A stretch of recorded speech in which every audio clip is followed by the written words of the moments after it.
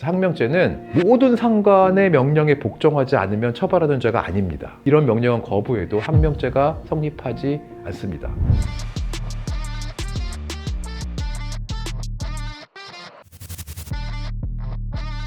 안녕하세요.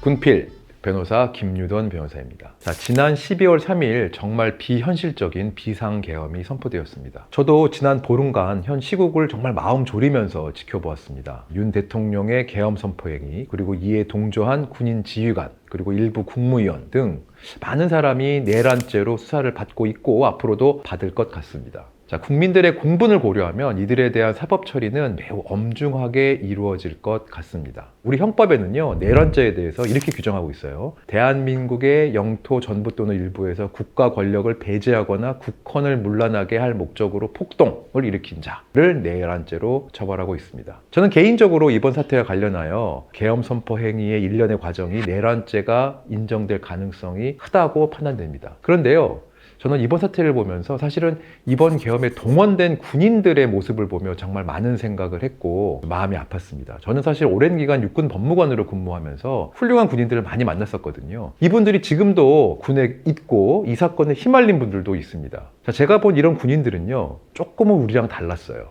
예를 들어서 육사나 3사 이렇게 들어가신 분들은 아예 20대 초반부터 내무 생활을 하면서 군인으로서 교육을 받았습니다. 그래서 이분들은 군인 본분 위국 헌신, 군인의 본분은 자기의 몸을 나라를 위해서 바친다 라는 이 신념을 체화하며 살았던 분들입니다. 그래서 이 위국 헌신 군인 본분은 명령이 내려지면 국가를 위해 몸을 바친다는 신념이거든요. 그래서 명령권자의 명령을 굉장히 소중하게 생각하고 복종하고 따르는 것이 굉장히 몸과 마음에 체화된 분들이었어요.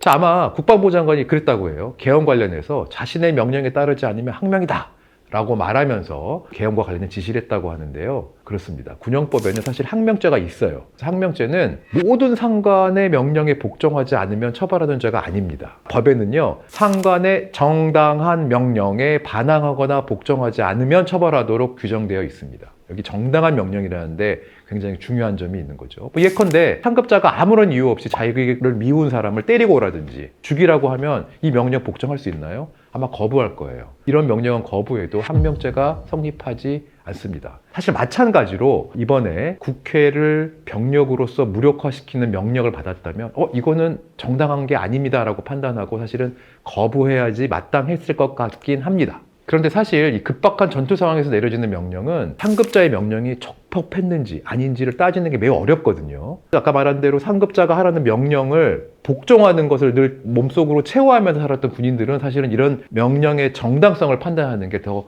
힘듭니다. 그래서 이 계엄령에 동원된 군인들의 사정이 참 안타깝습니다.